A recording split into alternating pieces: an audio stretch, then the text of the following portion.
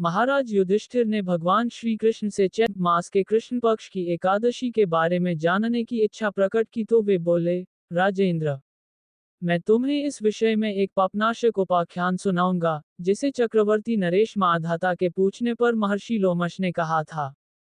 माधाता ने पूछा, भगवान, मैं लोगों के हित की इच्छा से ये सुनना चाहता हूँ कि चैत्र मास के कृष्ण पक्ष में किस नाम की एकादशी होती है, उसकी क्या विधि है तथा उससे किस फल की प्राप्ति होती है। कृपया ये सब बातें मुझे बताइए। लोमश जी ने कहा, नृपश्रेष्ठ, पूर्व काल की बात है।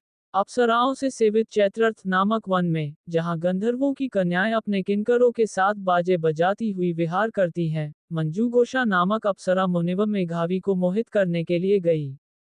वे महर्षि चैत्रर्थ वन में रहकर ब्रह्मचर्य का पालन करते थे। मंजूगोषा मुनि के भय से आश्रम से एक कोस दूर ही ठहर गई और सुंदर ढंग से वीणा बजाती हुई मधुर गीत गाने लगी। मुनिश्रेष्ठ मेघावी घूमते हुए उधर जा निकले और उस सुंदर अप्सरा को इस प्रकार गान करते देख बरबस ही मोह के वशीभूत हो गए। मुनि की ऐसी अवस्था देख मंजूगोषा उनके समीप आई और वीणा नीचे रखकर उनका आलिंगन करने लगी। मेघावी भी उसके साथ रमण करने लगे। रात और दिन का भी उन्हें भान न रहा। इस प्रकार उन्हें बहुत दिन व्यतीत हो गए। मंजूगोषा देवलोक में जाने को तैयार हुई। जाते समय उसने मुनिश्रेष्ठ मेघावी से कहा, ब्राह्मण, अब मुझे अपने देश जाने की आज्ञा दीजिए। मेघावी बोले, देवी, जब तक सवेरे की संध्या न हो जाए तब तक मेरे ही पास ठहरो। अप्सरा ने कहा, विप्रवर, अब तक न जाने कितनी ही संध्याएं चली गईं। मुझ पर कृपा करके बीते हुए समय का विचार तो कीजिए।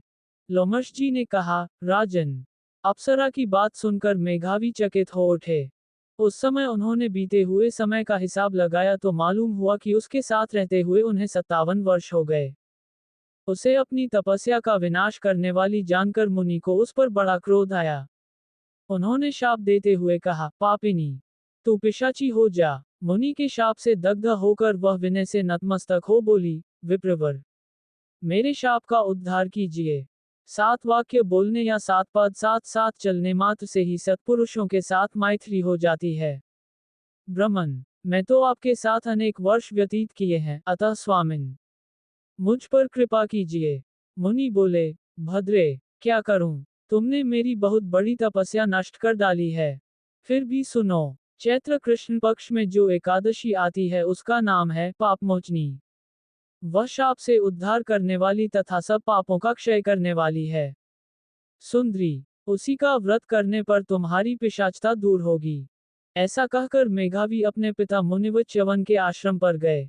उन्हें आया देख च्यवन ने पूछा, बेटा, यह क्या किया? तुमने तो अपने पुण्य का नाश कर डाला। मेघावी बोले, पिताजी, मैंने अप्सरा के साथ रमण करने का पातक किया है। अब आप ही कोई ऐसा प्रायश्चित बताइए जिससे पातक का नाश हो जाए।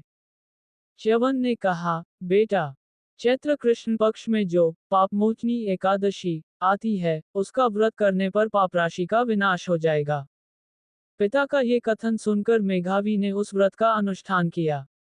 इससे उनका पाप नष्ट हो गया और वे पुनः तपस्या से परिपूर्ण हो गए।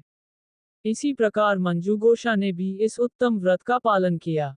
पापमोचनी का व्रत करने के कारण वह पिशाच योनि से मुक्त हुई और दिव्य रूपधारिणी श्रेष्ठ अप्सरा होकर स्वर्गलोक में चली गई। भगवान श्री कृष्ण कहते हैं, राजन, जो श्रेष्ठ मनुष्य पापमोचनी एकादशी का व्रत करते हैं उनके सारे पाप नष्ट हो जाते हैं। इसको पढ़ने और सुनने से सहस्र गोदान का फल मिलता है। ब्रह्महत्या, सुवर्ण की चोरी, सुरापान और गुरुपत्नी गमन करने वाले महापातकी भी इस व्रत को करने से पाप मुक्त हो जाते हैं। यह व्रत बहुत पुण्यमय है।